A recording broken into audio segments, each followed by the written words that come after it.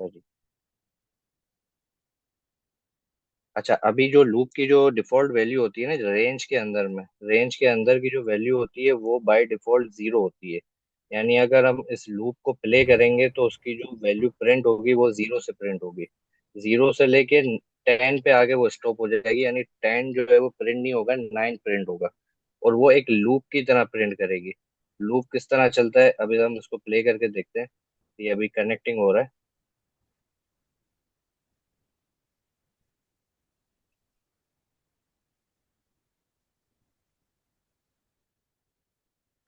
देखें, अब ये बाय डिफॉल्ट वैल्यू क्यों, क्योंकि हमने इसमें स्टार्टिंग वैल्यू हमने नहीं दी। अगर हम यहाँ पे स्टार्टिंग वैल्यू देते तो ये जीरो से शुरू नहीं होता, जो हम स्टार्टिंग वैल्यू देते वो वहां से शुरू होता। तो हमने यहाँ पे कोई स्टार्टिंग वैल्यू नहीं दी, तो वो बाय डिफॉल्ट जीरो से शुरू हुआ। और अब 10 जो है वो स्टॉपिंग वैल्यू है, तो 10 प्रिंट नहीं होगा, 9 प्रिंट होगा। अगर इसी तरह हम यहाँ पे अगर इसको 2 अगर हम दे देते स्टार्टिंग वैल्यू, 2 का मतलब ये 2 से स्टार्ट होगा और 10 पे स्टॉप हो जाएगा। स्टार्टिंग वैल्यू काउंट हमेशा होती है, स्टॉपिंग वैल्यू काउंट नहीं होती है। यानी कि जब हम इसको प्ले करेंगे तो स्टार्टिंग वैल्यू काउंट होगी, स्टॉपिंग वैल्यू काउंट नहीं होगी। इसी तरह इसके अंदर में एक ऑप्शन होता है स्टेपिंग वैल्यू।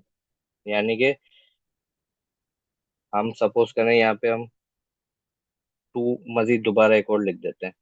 अब क्या करेगा ये, तो दोबारा प्रिंट देके देखते हैं। अब इसने क्या किया, अब इसने इसको 2 से मल्टीप्लाई कर दिया। इस तरह से ये लूप चला है। अब ये खैर ये स्टेपिंग वैल्यू आपको थोड़ा कंफ्यूज करेगी, इसलिए हम इसको अभी रहने देते हैं। अब हम इसके अंदर में एक नेस्टिंग लूप बनाते हैं। नेस्टिंग लूप किस तरह बनेगा, for J in range two 10।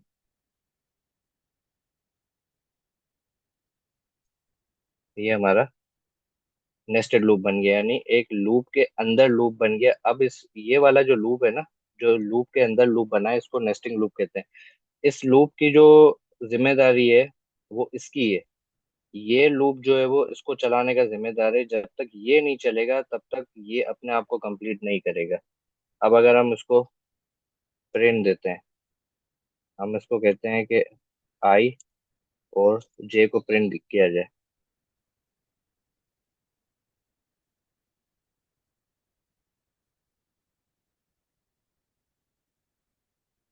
अब देख लें,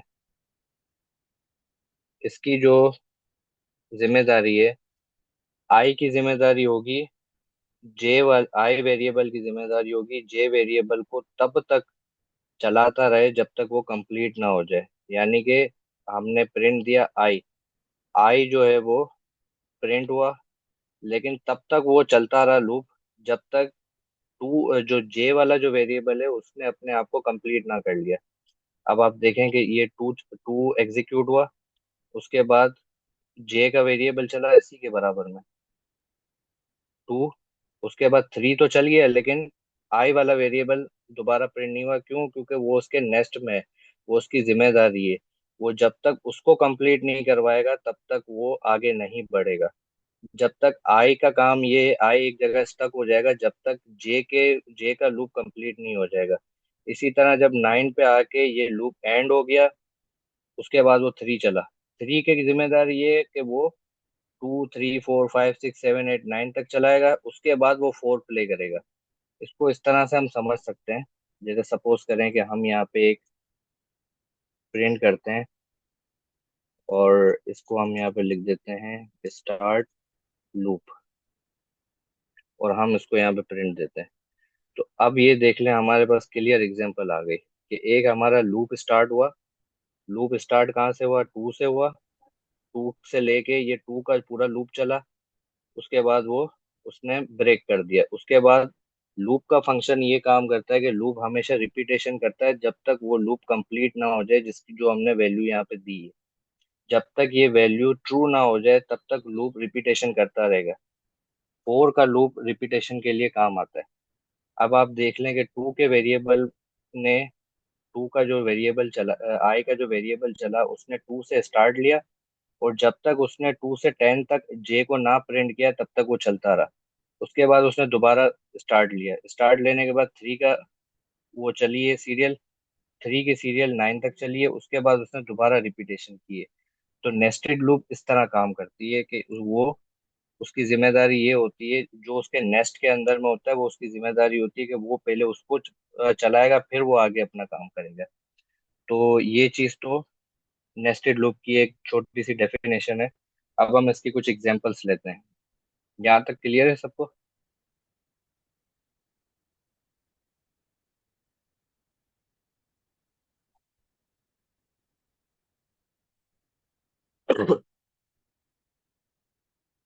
चलेंगे, अच्छा हो गया। अच्छा, हम पहली एग्जांपल लेते हैं जिसके अंदर में हमने लूप्स को,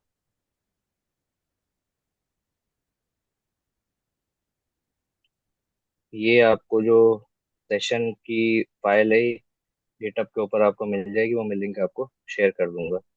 अब एक नया हम यहाँ पे वो लेते हैं, इसके अंदर में ये हम कॉपी कर देते हैं।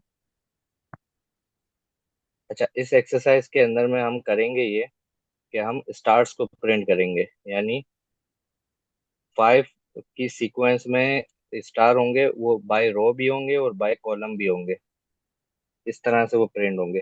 तो सबसे पहले हम टेक्स्ट को जो है वो कमेंट आउट करते हैं, जितना भी टेक्स्ट है उसको कमेंट आउट कर दिया हमने।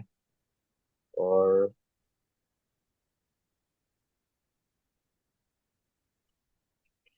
अच्छा, ये हमारा मेन कोड है। पहली लाइन हमारी यहाँ पे एंड होती है, दूसरी लाइन यहाँ पे एंड होती है।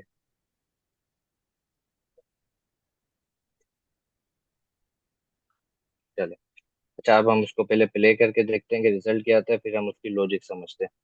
तो अब आपने देखा होगा कि भाई हमने तो यहाँ पे फाइव फाइव की जो है वो हमने वो दी है, रेंज दी है, लेकिन यहाँ तो स्टार बने हुए आ गए।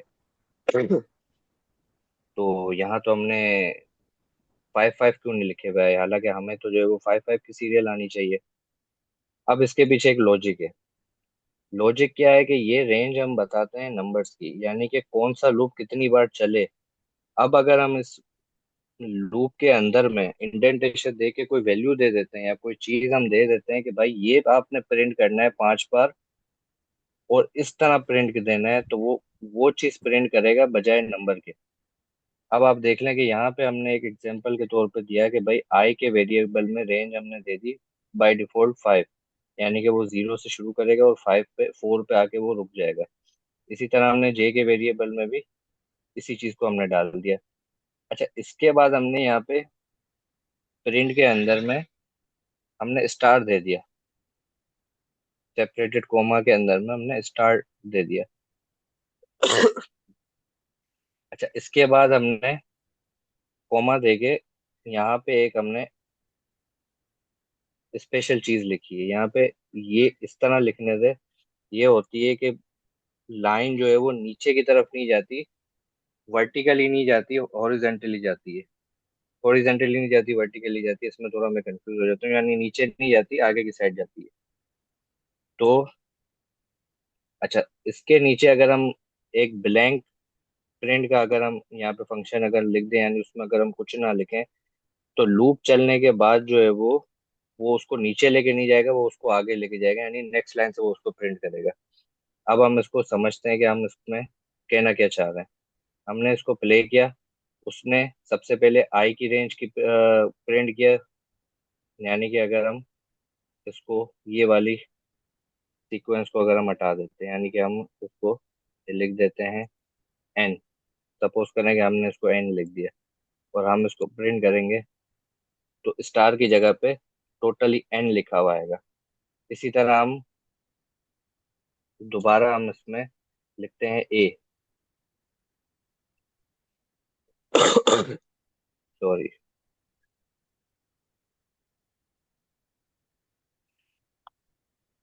अब ये आप देखें कि एन के साथ ए लिखा हुआ है। अब हम यहाँ पे ये वाला जो हमने कॉलम दिया है ना, यानी कि जैसे ही वो लाइन ब्रेक होगी, नेक्स्ट लाइन के बाद एक स्पेस दिया जाएगा, कोमा, यानी यहाँ पे एक ब्लैंक स्पेस दी है हमने यहाँ पे। इसमें अगर हम चार स्पेस देंगे तो ये उसको एन और ए लिखने के बाद वो चार स्पेस के बाद नई लाइन शुरू करेगा। चार स्पेस को टैब भी कहा जाता है, उसको हम सिंपल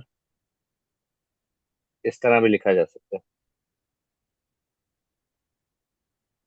तब भी ये यही काम करेगा। अब हम चाहें तो इसमें जो है वो एस लिख दें। हम अगर चाहें इसके बाद आई लिख दें,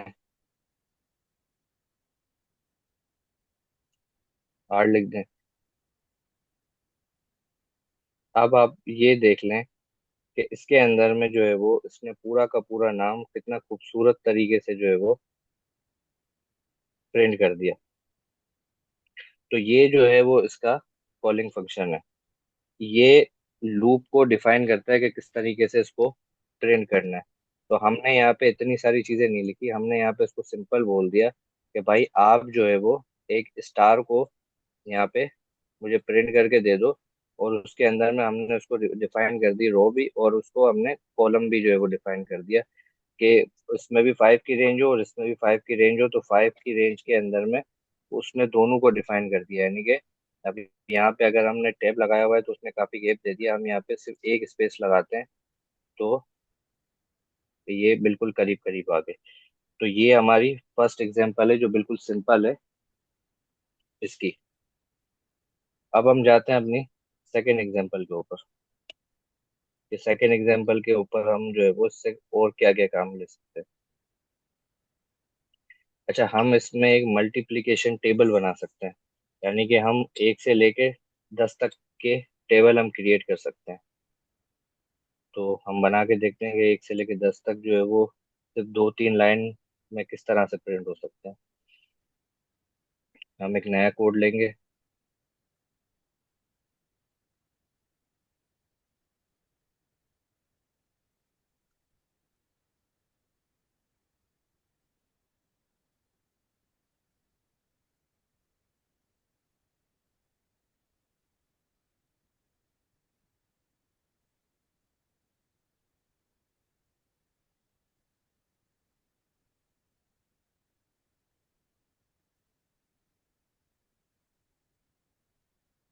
इसको प्ले करके देखते हैं।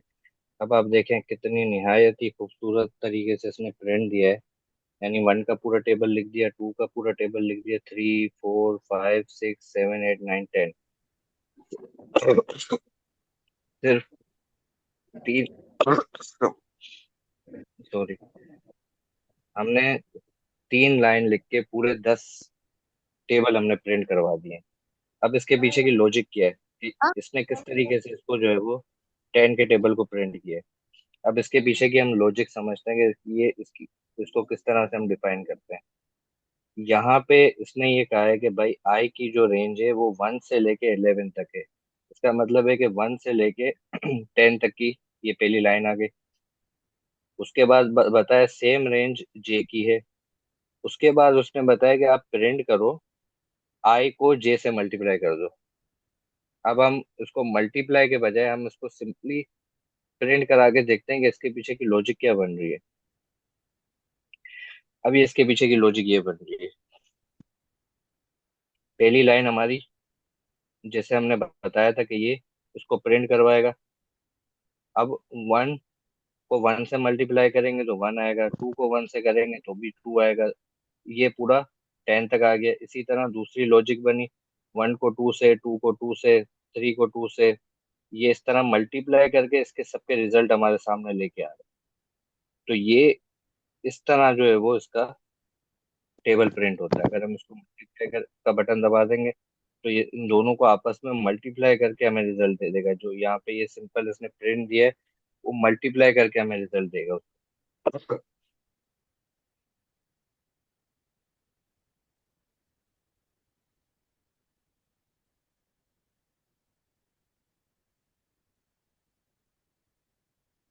खैर ये अभी चल नहीं रहा, हम तीसरी एग्जाम्पल के ऊपर जाते हैं। आज हम थोड़ी कम एग्जाम्पल कवर करेंगे क्योंकि मेरी थोड़ी तबीयत डाउन है।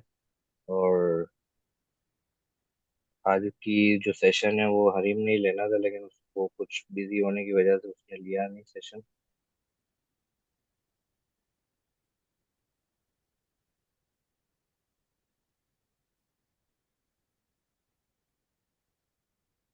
अच्छा, तो हम अपनी तीसरी एग्जाम्पल के अंदर आ जाते हैं। हमारी तीसरी एग्जाम्पल के अंदर में ट्राइंगल ऑफ नंबर्स। सिंपल है। इसको भी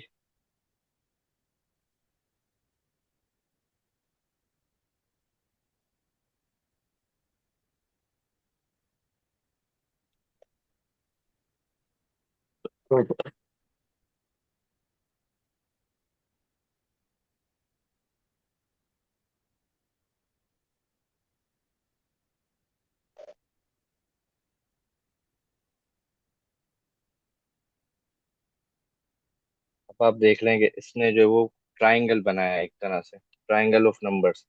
यानी कि सबसे पहले इसने क्या लिखा है कि 1 से लेके 6 तक की रेंज होगी आई के वेरिएबल के अंदर में। फिर जे का जो वेरिएबल होगा उसकी जो स्टार्टिंग वैल्यू होगी वो होगी 1 से, और उसकी जो एंडिंग वैल्यू होगी वो होगी आई, और उसमें 1 प्लस कर देना, +1, यानी स्टेपिंग वैल्यू जो उसकी होगी, यानी सॉरी उसके अंदर प्लस होगा 1, यानी उसके जो भी जवाब होगा वो 1 होगा। यानी कि वो सबसे पहला 1 चला, 1 के ऊपर जो है उसने 2 को प्रिंट किया, फिर 2 के ऊपर उसने 3 को प्रिंट किया, 3 के ऊपर उसने 4 को प्रिंट किया, इसी तरह 4 के ऊपर उसने 5 को प्रिंट किया, इसी तरह से जो है वो आप उसको रिवर्स में भी प्रिंट कर सकते हैं। ये सिंपल एग्जांपल है। आप इस तरह की मुख्तलिफ एग्जांपल को प्रिंट करवा सकते हैं।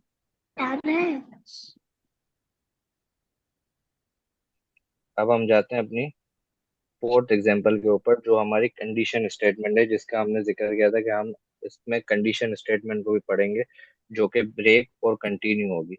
तो उसकी एक एक एग्जांपल हम यहाँ पे ले लेते हैं।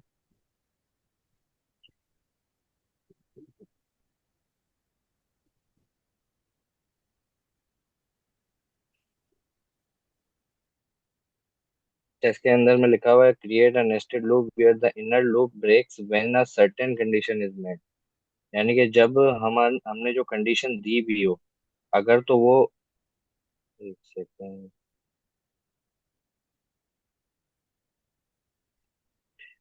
यानी हमने जो कंडीशन दी हुई है अगर वो मेट कर जाए, यानी कि वो ट्रू हो जाए, तो उसको ब्रेक कर दिया जाए, लूप को ब्रेक करके दोबारा से स्टार्ट किया जाए। अब हम इसको समझते हैं कि इसके अंदर में एक्चुअल में कंडीशन क्या है।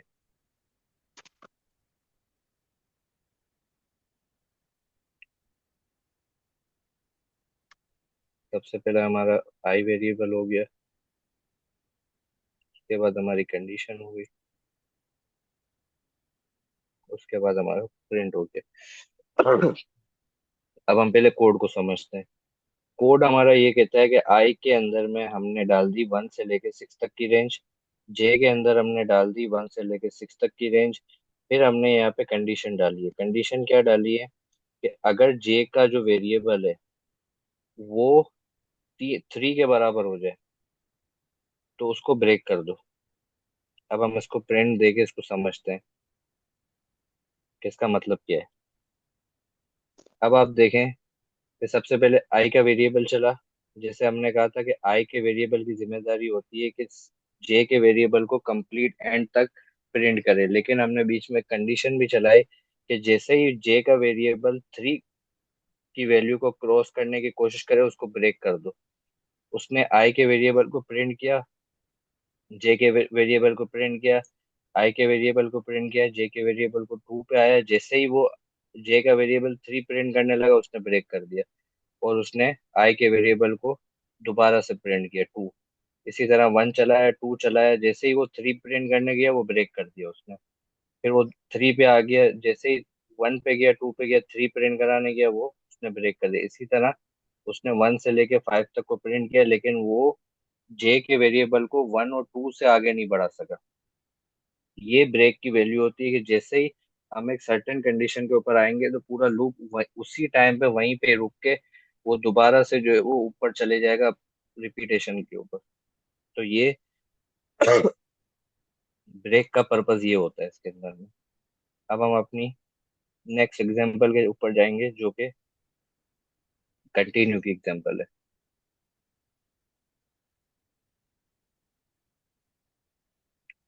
आज हम सिर्फ 6 एग्जाम्पल ही कवर करेंगे इसके अंदर में। वो भी काफी हैं आप लोग के लिए।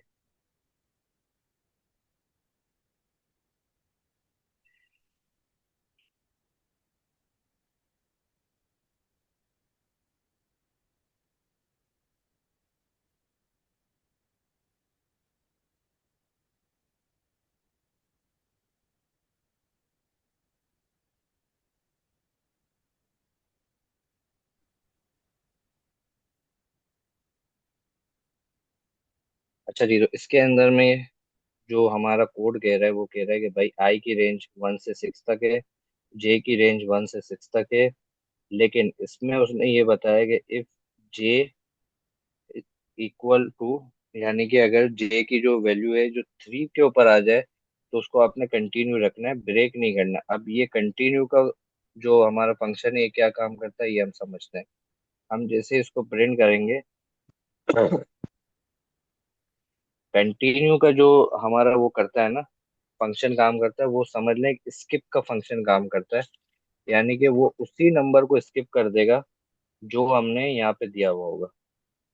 देखें, 1 चला, 1 चला, 1 चला, 2 चला, 1 चला, जैसे ही 3 चलने को लगा, यहाँ पे उसको एक कंडीशन ट्रू हो गई, उसने 3 को जो है वो स्किप कर दिया। उसके बाद 4 और 5 चला। उसके बाद दोबारा से लूप ने अपने आप को रिपीट किया। इसी तरह से उसने अपने आप को कंटिन्यू किया, 3 को ही उसने हर जगह पे स्किप किया। यहाँ का जो 3 है उसने वहां को चलाया, क्यों? क्योंकि यहाँ पे आई के अंदर में कोई भी कंडीशन नहीं है, कंडीशन सिर्फ जे के अंदर है। तो जे के 3 को ही उसने स्किप किया है, आई के 3 को स्किप नहीं किया। तो ये हमारी जो वर्क होती है, ये कंटिन्यू का जो फंक्शन होता है, ये काम करता है मतलब। अब हम अपनी लास्ट एग्जांपल के ऊपर जाते हैं और देखते हैं कि लास्ट एग्जांपल हमारी क्या वर्क करती है। पैटर्न विद ब्रेक, देखते हैं इसका क्या मकसद है।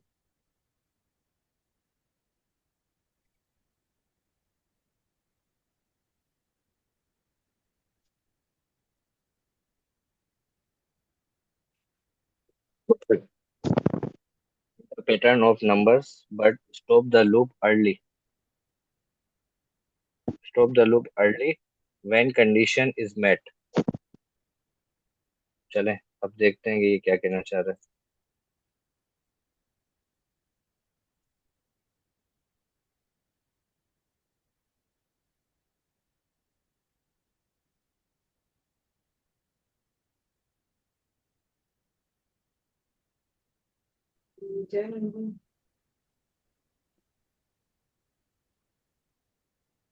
हाँ लोग तो करवाया था तो वो भी काफी जो अपने लोग से जाने को मिले थे ना।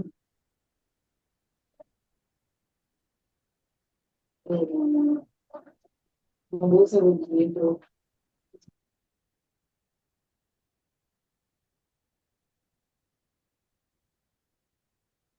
और कभी नहीं सीखे।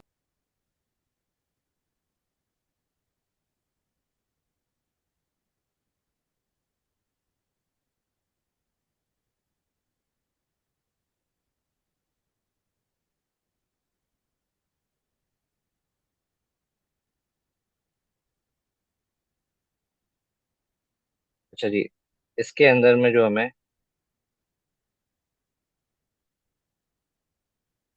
स्टेटमेंट मिल रही है, अब यहाँ पे ये कह रहा है for I in range 1 6, for J रेंज 1 6, प्रिंट जे।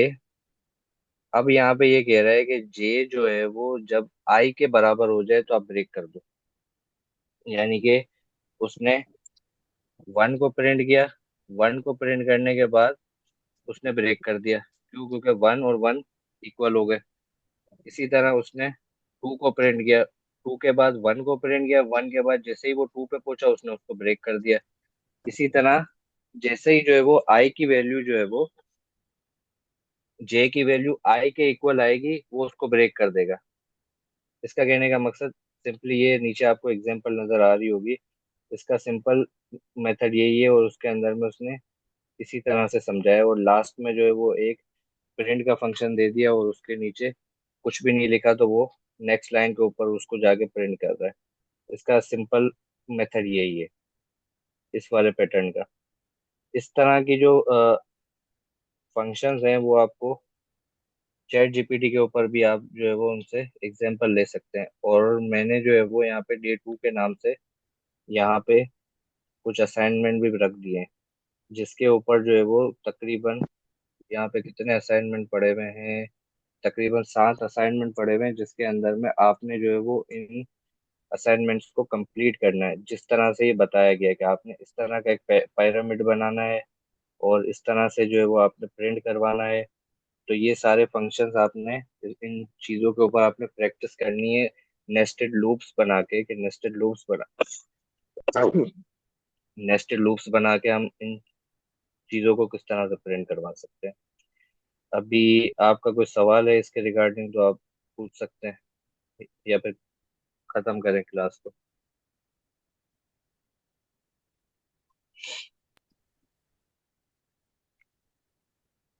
लास्ट जो एग्जांपल आपने करवाई है वो क्लियर नहीं है, उसको दोबारा से काइंडली एक्सप्लेन कर दें। अच्छा देखिए, हम लास्ट वाली को जो है ना, कोई भी एग्जांपल अगर हमारे क्लियर ना हो ना, तो सबसे हमारा जो दादा उस्ताद होता है ना, वो होता है चैट जीपीटी। इसका जो पैटर्न है वो सिंपली यही है। अगर हम इसको सिंपली अगर हम प्रिंट करवाएं तो हमारा क्या होता है, हम पहले इसको, इस वाली एग्जांपल को हम 2 मिनट के लिए यहाँ से रिमूव करते हैं और हम इसको प्रिंट करवाते हैं।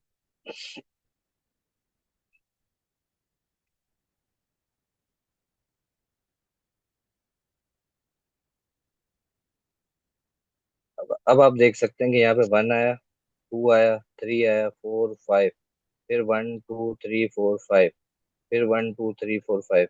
सिमिलरली अगर हम यहाँ पे साथ में आई को भी प्रिंट करा दें।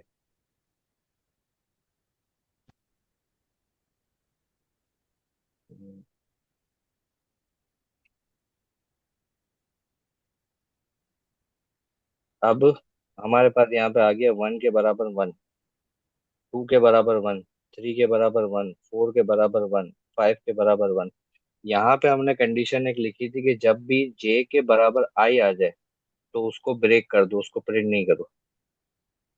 जब भी 1 जो है वो 1 के इक्वल हो जाएगा, वो ब्रेक हो जाएगा। 2 जो है वो 2 के इक्वल हो जाएगा, वो ब्रेक हो जाएगा। 3 जो है वो इसके इक्वल हो जाएगा, यानी कि ये 2 जो है वो 1 जो है वो यहाँ पे इक्वल हो रहा है। सही है। इसी तरह से जो है वो 2 जो है वो 2 यहाँ पे इक्वल हो रहा है। सही है। इसी तरह 3 और 3 यहाँ पे इक्वल हो रहा है। तो उसने उन्हीं वैल्यू को जो है वो स्किप किया है जो दोनों आपस में मैच हो रही है। 1, 1 मैच यहाँ पे हो रहा है, 2, 2 यहाँ पे मैच हो रहा है, 3, 3 यहाँ पे मैच हो रहा है। सही है। इसी तरह जो है वो 4, 4 यहाँ पे मैच हो रहा है और 5, 5 यहाँ पे मैच हो रहा है। अब अगर हम अपने कोड को दोबारा से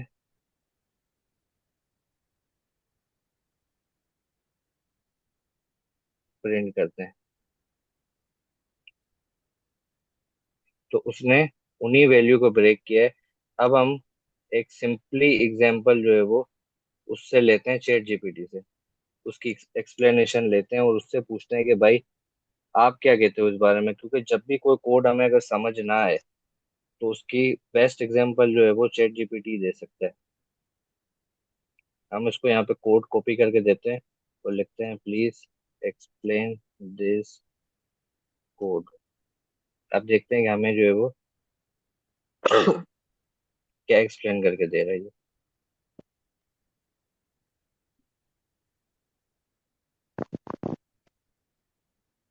इसने यहाँ पे पूरा एक्सप्लेन हमें करके दे दिया।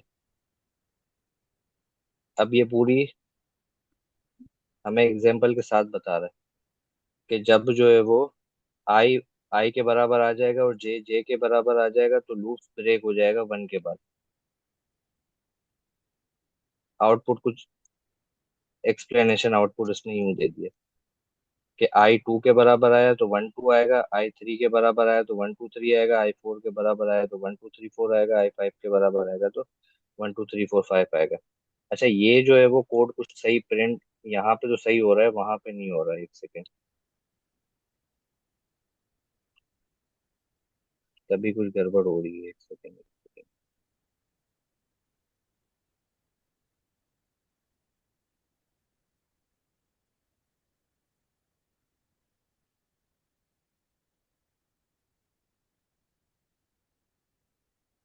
हाँ, यहाँ पे ये गड़बड़ है।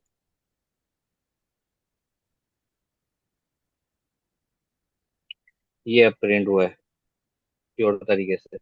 अब आप देखेंगे वन वन के जब बराबर में आया तो वन को उसने स्किप कर दिया। इसी तरह से जो है वो जब टू के बराबर आया टू, तो उसने उसको स्किप कर दिया। जब थ्री के बराबर थ्री आया तो उसको स्किप कर दिया। फोर के बराबर फोर आया तो उसने उसको स्किप कर दिया, और फाइव के बराबर फाइव आया तो उसने उसको स्किप कर दिया। इस प्रिंट का जो मकसद होता है ना लिखने का, वो ये होता है कि लाइन को वो चेंज कर देता है। अगर हम ये वाला प्रिंट जब इसको आगे कर दें या इसको हम रिमूव कर दें तो पूरा कोड जो है वो खराब हो जाएगा। अगर हम इसको ना लिखें तो पूरा कोड अजीब सा ही बन गया। ये समझ ही नहीं आ रहा कि इस कोड का मकसद क्या है।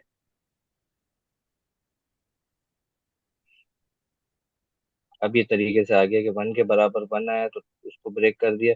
टू के बराबर टू आया तो उसने ब्रेक कर दिया। थ्री के बराबर थ्री आया तो ब्रेक हो गया। फोर के बराबर फोर आया तो ब्रेक हो गया। अब क्लियर है ये? जी। और कोई सवाल?